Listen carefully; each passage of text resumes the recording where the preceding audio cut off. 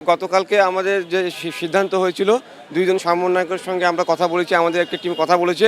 কথা বলার পরে 2 ঘন্টা কথা বলার পরে তারা সমন্বয়ক টিমদের সঙ্গে কথা বলার পরে সমন্বয়ক টিম আমাদের দাবিটাকে যৌক্তিক মনে করে সমর্থন করেছেন।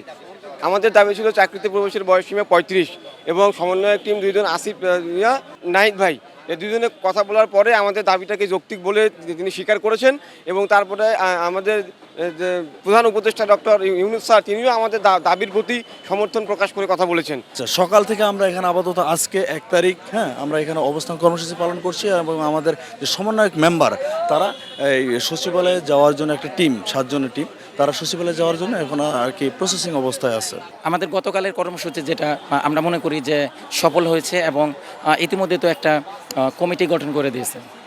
7 কর্মদিবসের ভিতরে তারা এই বয়স সীমা বৃদ্ধির ব্যাপারে পর্যালোচনা করবেন। আমরা টিম এখন যাচ্ছি যে জনাব আব্দুল মুহিত চৌধুরীর সাথে আমরা কখন বসতে পারি সেই টাইমটা জানবো। জানার পরে আমরা সময় এবং স্থান জানিয়ে দেব। সময় এবং স্থান জানানোর পরে এখানকার যারা উপস্থিতি আছেন তারা সেখানে চলে যাবেন। আমাদের টিম ভেতরে থাকবে, আমাদের সাধারণ শিক্ষার্থী যারা আছে তারা বাইরে অবস্থান করবে। সেই সম্ভাব্য জায়গা 2টা হতে পারে, একটা সচিবালয় হতে পারে অথবা সেগুনবাই যায় যে জনপ্রশাসন সংস্কার কমিটির যে কমিশন গঠন করা হয়েছে সেই অফিসে হতে পারে। এই 2টা জায়গার যে কোনো একটা জায়গা হতে পারে।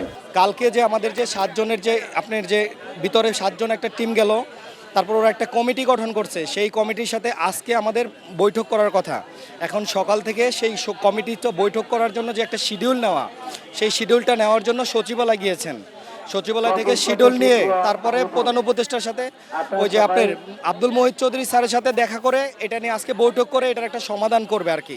আমাদের দীর্ঘদিনের যেহেতু দাবি 35, তো আমরা সকলেই চাই ন্যূনতম 35 করার। আর যদি এই দাবি তারা মেনে না নেয় তাহলে আমাদের আন্দোলন চলবেই। আর এটা যেহেতু 12 বছর যাবৎ চলতে আছে, আর এটা যুগে যুগে দেখা যায় যে এটা যদি না করা হয় পরবর্তী প্রজন্মরাও এই দাবি নিয়ে আবার আসবে। অতএব আমাদের যে ন্যূনতম দাবি 35 এটাই চাই, এটাই বাস্তবায়ন হোক। এলো মুক্ত চিন্তার স্বাধীন দৈনিক খবরের কাগজ।